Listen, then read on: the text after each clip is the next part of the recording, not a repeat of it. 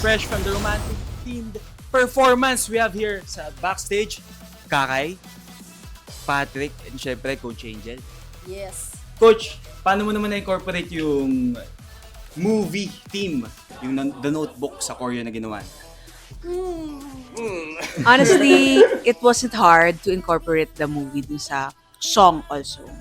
Because the movie, it speaks about love and unconditional love.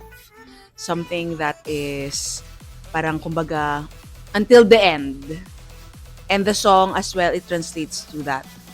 Kaya when I got na I'll be having Patrick and Kakay for this episode, sabi ko, this one is very much perfect for them. Something oozing with kilig. Yes. No? Kahit kami dito, sobrang touch kami. Kamusta yun, guys? Is it your first time, like, kissing yung ganito kalapit? Malapit ba? Nagkapalit na kayo ng hininga Hindi ko nun na eh, naano eh. promise. Hindi ko, ako din, Hindi parang ko na- ano, emotional lang yung nagdadala talaga sa amin kanina. Pero, hindi ko first time yung ganun kasi, actually, parang may ginawa kaming project before na medyo ganun, na malapit lang mag-kiss. Pero, Ikaw naman, Patrick.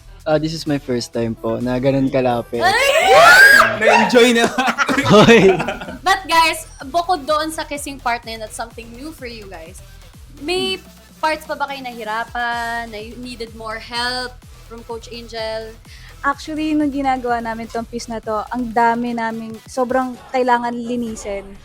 Talagang si Coach Angel sabi niya, ulit, balik kayo dito, linisin natin to. Kasi, lalong-lalo ako, there's, yung first rehearsal namin, sorry ako ng sorry sa kanilang dalawa kasi paulit-ulit talaga kami na hindi ko alam yung sa part na dito.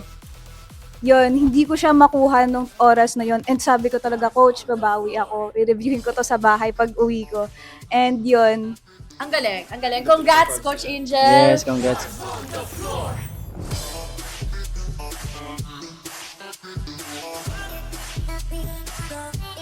The